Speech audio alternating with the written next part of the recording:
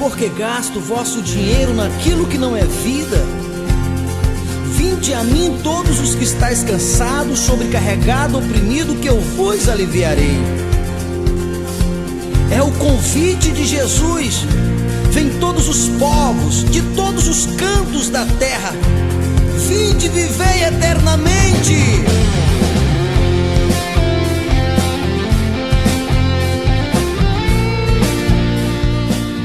Olá, mais uma vez, seja muito bem-vindo ao nosso seminário, Os 7 Segredos que podem te levar à fonte das riquezas infinitas de Deus. E isto não é brincadeira. Então nós estamos nessa primeira lição descobrindo ou aprendendo aonde está a fonte de todas as riquezas.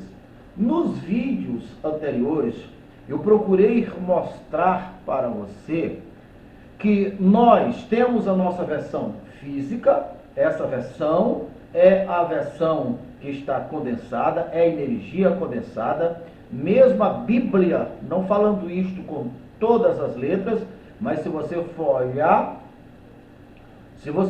no modo geral, a Bíblia está falando isto, e a ciência quântica já provou que de fato não só nós, mas todas as coisas que hoje têm forma, a sua origem vem do espírito ou da energia, que a ciência chama a grande substância amorfa, que é a mesma coisa que a Bíblia fala lá no Gênesis, como também o evangelista João procurou passar isto no seu evangelho, dizendo, quando disse que no princípio era a palavra, e a palavra estava com Deus, e a palavra era Deus, e a palavra, que é Espírito, se fez carne. Deus é Espírito. Assim também todos os seres humanos, nós temos a nossa parte física, que é o nosso corpo, que é a nossa casa, e nós temos também a nossa parte espiritual. O que nos faz eterno não é o nosso corpo físico. O que nos faz eterno é o nosso lado ou o nosso ser espiritual. E ainda temos a nossa alma, que é a nossa personalização como indivíduos, onde está a nossa memória, onde estão as nossas emoções. Então, o que o Senhor Jesus ele veio para salvar foi a nossa alma, já que o Espírito, ele por si só, ele não precisa de salvação. Para que nós pudéssemos entender tudo isto, fazendo uma conexão com a Bíblia, que é a palavra de Deus, e com a ciência, porque você pode ter certeza, tudo que a ciência descobre ou descobrir, ela está de comum acordo com a Bíblia. Eu sempre falo que os que andam pela fé são os filhos que conhecem a personalidade de Deus, que conhecem a intimidade de Deus, né? É mais ou menos quando você chega na beira de uma ponte, e você descobriu na palavra de Deus, que na palavra de Deus está assegurando que você pode entrar com toda a confiança naquela ponte, que aquela ponte te dá acesso ao outro lado do rio. Enquanto que a ciência chega do lado de cá, olha para a ponte, e ele só vai ver, 2, 3 mil quilômetros, 2, 3 mil metros, 3 quilômetros.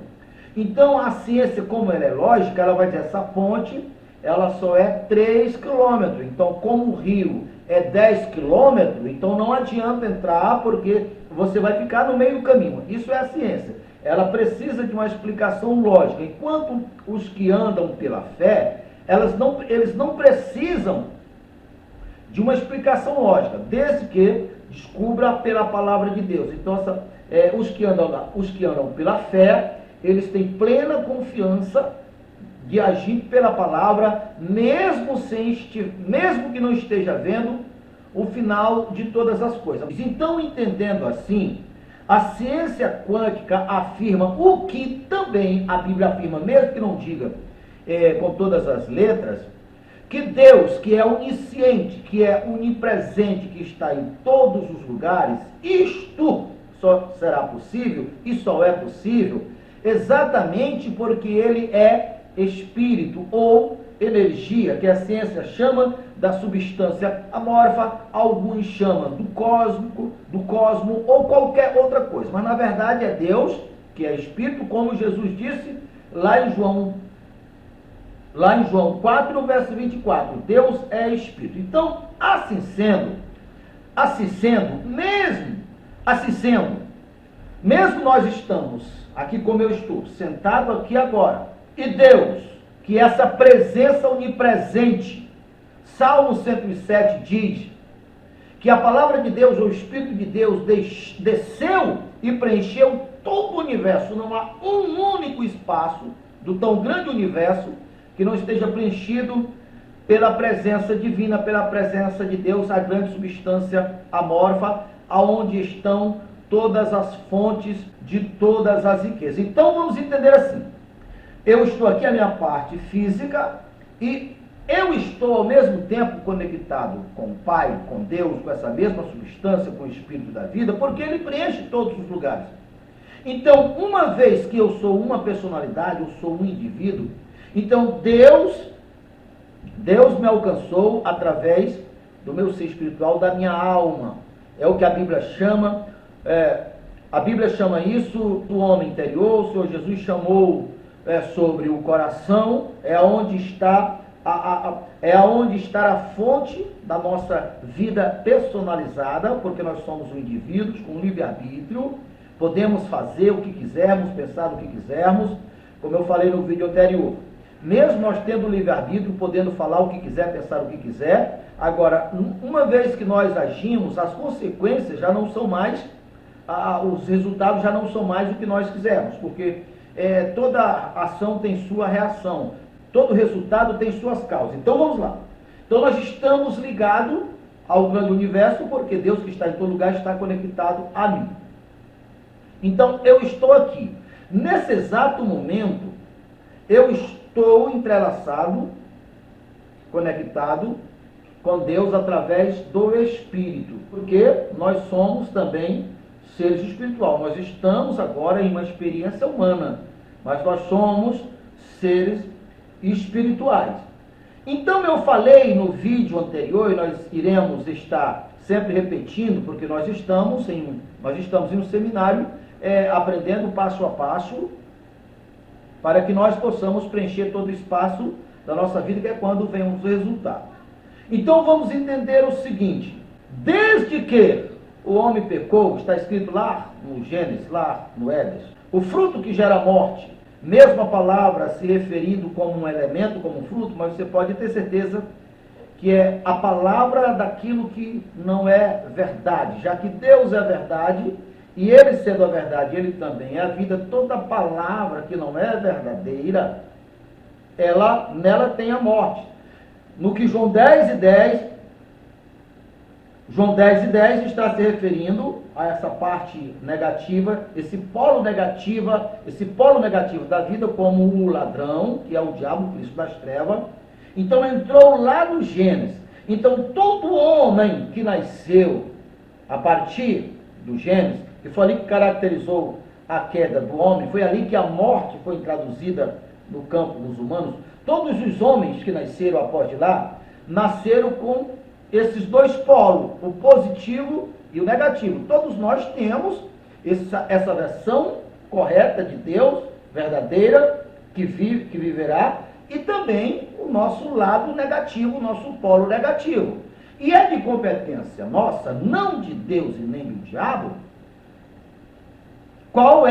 qual dessas partes nós iremos escolhermos da vida. Qual dessas partes nossas que nós vamos escolhermos viver, ser. Então, veja só, essa verdade a meu respeito, ao teu respeito e de toda a humanidade, que é aonde está o nosso verdadeiro ser original, que é uma personalidade invisível, como Deus é invisível. Eu sempre uso o termo para facilitar o entendimento, é onde está a nossa identidade energética, onde consta verdadeiramente que nós somos, todas as nossas experiências, todas as nossas condutas, tudo aquilo que nós temos como verdade, que não é verdade, todo desvio, todos os acertos, tudo isso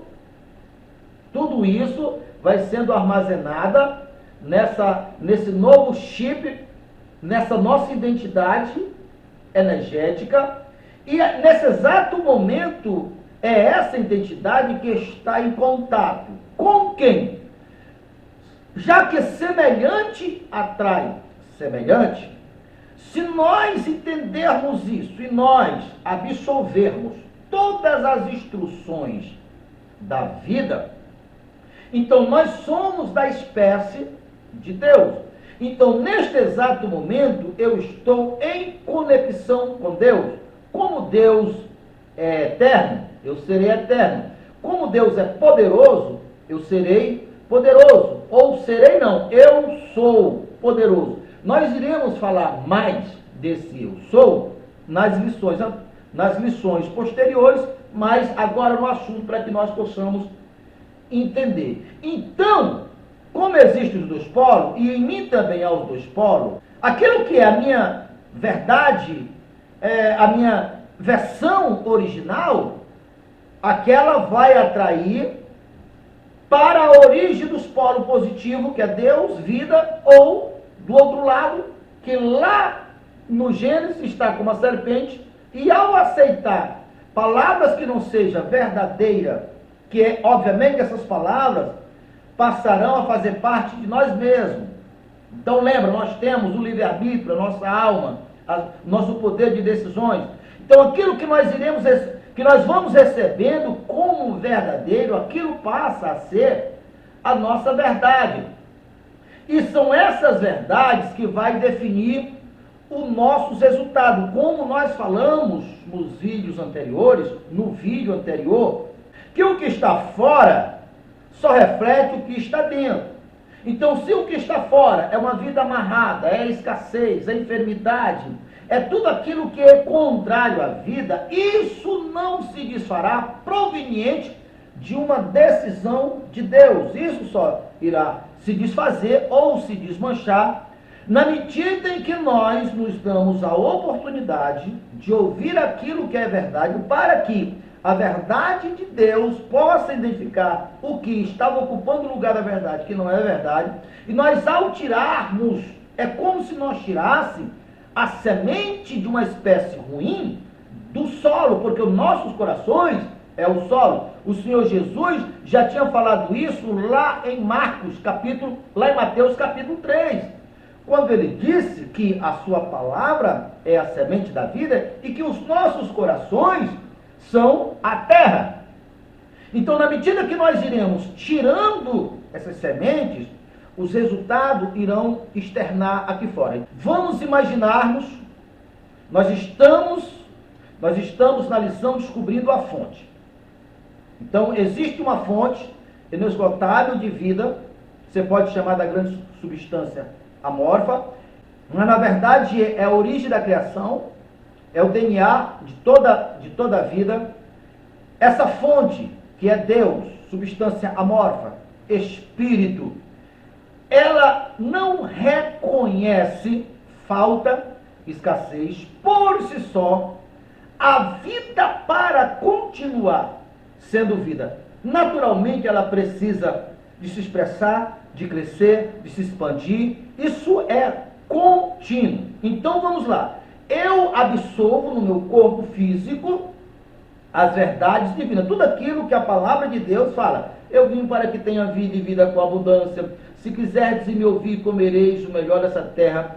E eu entendo e absorvo, e aquilo passa a fazer parte de mim.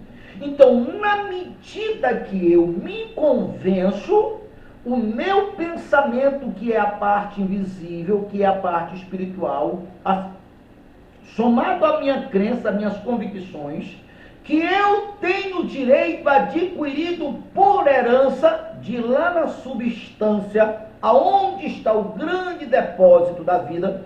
Naquele exato momento que eu creio e me convenço, aquela besta lá é como se eu tivesse, se a minha versão espiritual fosse física, para que você possa entender, era só esticar a minha mão e pegar o que eu quiser, quanto dinheiro que eu quiser, para comprar tudo aquilo que é bom, que é saudável, que está de comum acordo com a vida, de comum acordo com a vontade de Deus. Então, se eu pegasse, por exemplo, da grande substância que é infinita, eu pego 10 mil reais. Como a grande substância não reconhece falta, ou vácuo, ou escassez, automaticamente ela se recomporia e voltava ao mesmo estágio. E se agora eu decidisse pegar 100 milhões, não faz diferença para a grande substância, porque ela é a fonte da criação.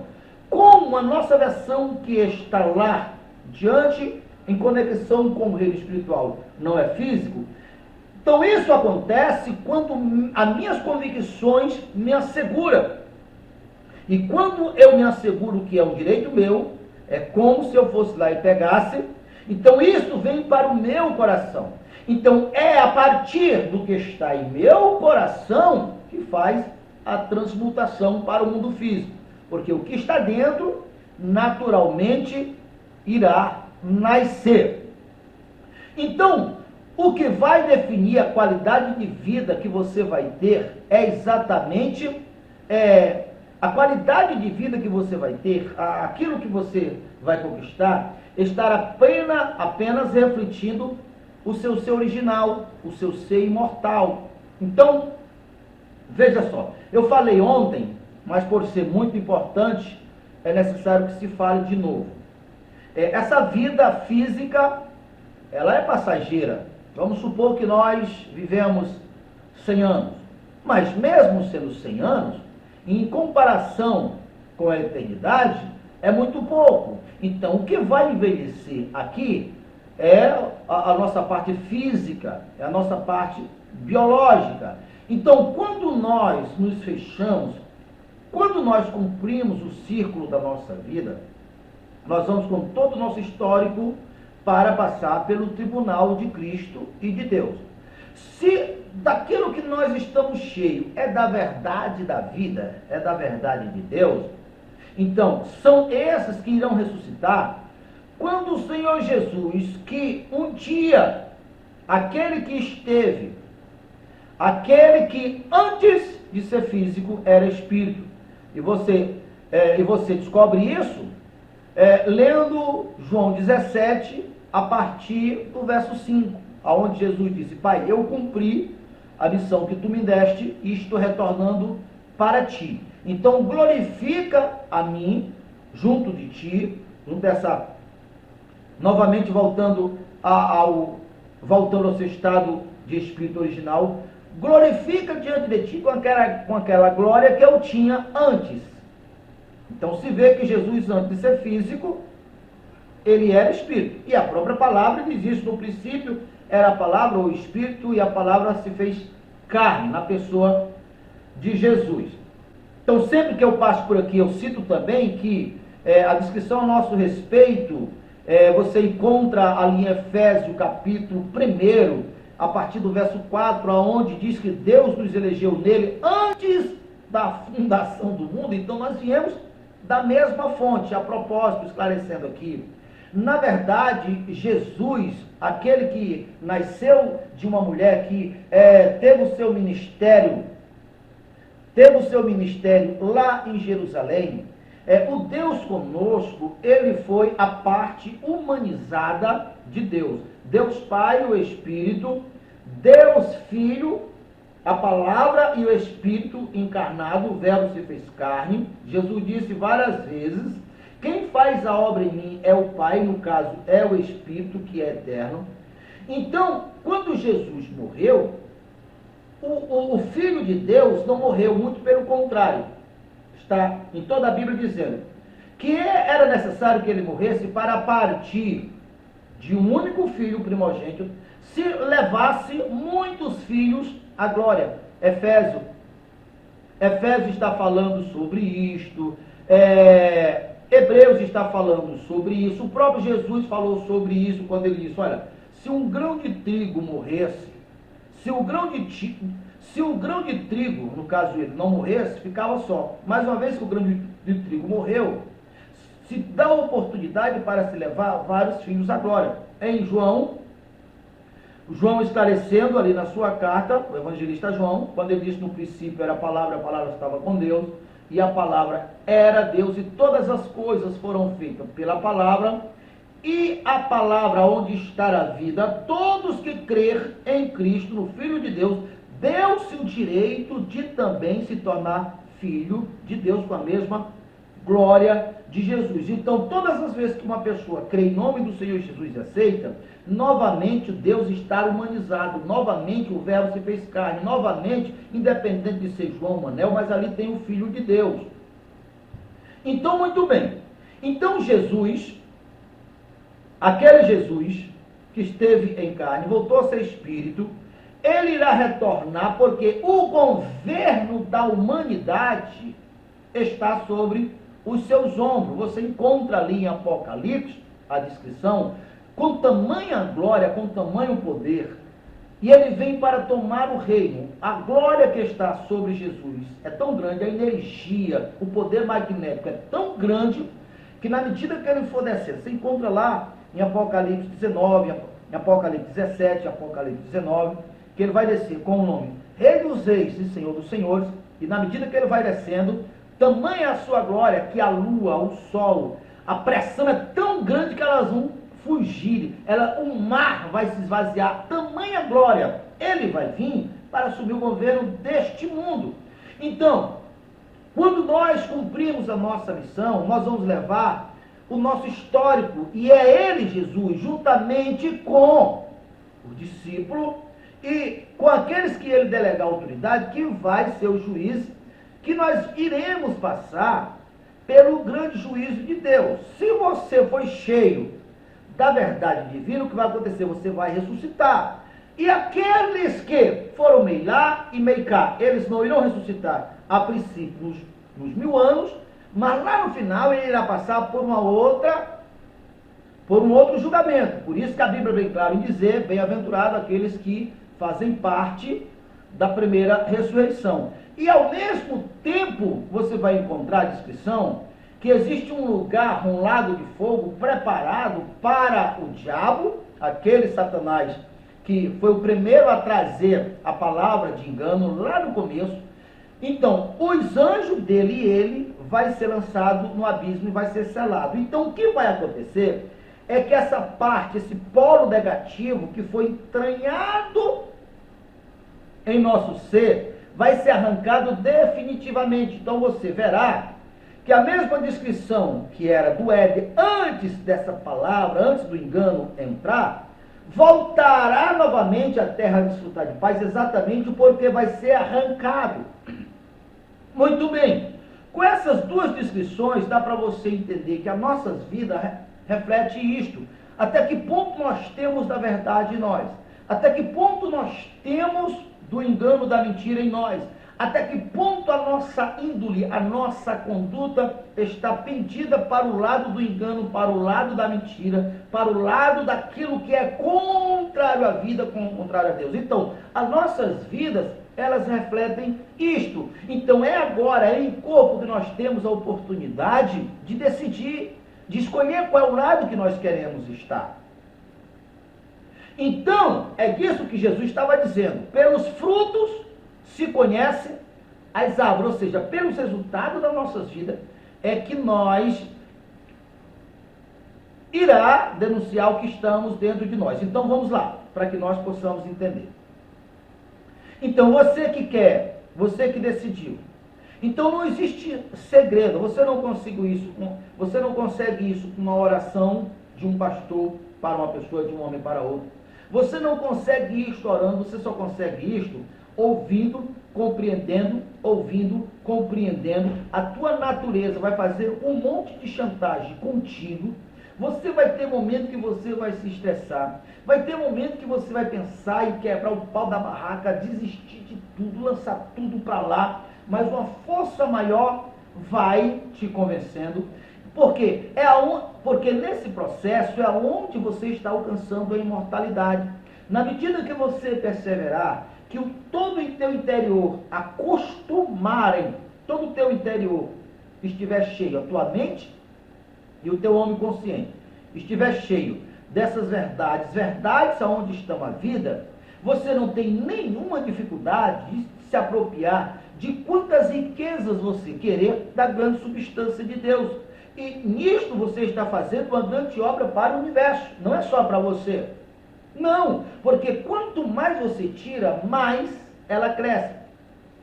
Quando não se entende esse princípio, acha até um pouco injusta aquela colocação que Jesus disse, olha, quem não tem, até o pouco que tem, será tirado para dar para quem tem mais. Então, na medida que você tira mais, você busca mais a substância que é Deus, mais ela reproduz. Você pode ter certeza. Existe recursos o suficiente para suprir a necessidade de todos os 8 bilhões de pessoas na face da Terra, a ponto de nenhuma pessoa precisar passar privações, precisar passar necessidade. Existe recursos, existe comida, existe mais do que o suficiente, ainda que a população mundial aumentasse 10 vezes mais, não fazia diferença, nem fazia falta, porque o Criador, ele por si só, ele cria, não acaba, ele não conhece limitações, não existe fim. Então, quanto mais você tira, mais aparece, mais se cria. 10% da humanidade com esse entendimento, a partir desses, é o suficiente para você preencher, para você resolver todos os problemas da humanidade. Então existe uma substância riquíssima, você pode ter certeza. O Senhor Jesus não só falou dessa substância, como ele foi mais uma vez o nosso mestre, e ele soube tirar, pode ter certeza, foi de lá que ele tirou, quando ele multiplicou os pães e os peixes. De onde você acha que veio a substância da multiplicação? De lá. De onde você acha que veio a substância que transformou o vinho, a água em vinho? De onde você acha que veio aquela multidão de peixes que Pedro jogou sua rede a ponto que o seu barco poderia afundar? Dessa tão grande substância. O que causa falta não é porque a grande fonte da criação falhou ou secou, é a nossa fé, é o nosso conceito. Por quê? Em nós foi entranhado a ideia que a falta, a escassez, ser pobre, a virtude nisto.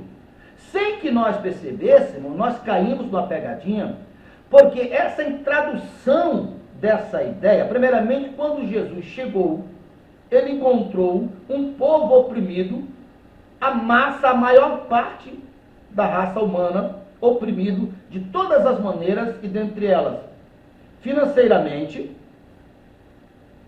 Isto porque um pequeno grupo se apropriou de todo. Isto porque uma pequena parte se apropriou da maioria da riqueza, poder romano, juntamente com uma pequena elite dos sacerdotes israelitas.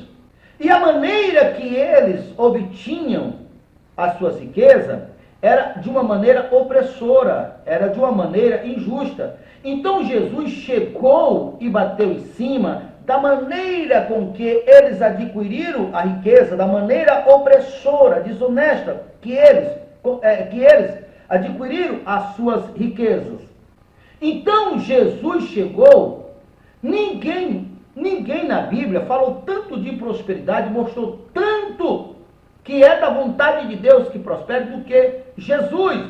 Então, a descrição a respeito desse evento está na Bíblia, como Jesus chegou em uma terra que estava seca, o povo estava na sombra da morte, esperando a hora de morrer, e Jesus chegou como uma grande luz, ele trouxe esperança, ele ensinou o povo. E na medida que o povo ia entendendo, o povo ia se apropriando, e os milagres iriam iriam acontecendo, o povo iria prosperando, e isso durou todo o tempo em que Jesus esteve com seu ministério físico, e logo depois, quando os discípulos continuaram na mesma linha. Mas, com o tempo, aquele povo estava prosperando e se tornou, mais uma vez, uma ameaça para aquele pequeno grupo que oprimia, que agora já não estava mais tendo muito êxito. Então, ideias de governantes corrompidos, ideias de líderes corrompidos, juntamente com o poder de Roma, tiveram a ideia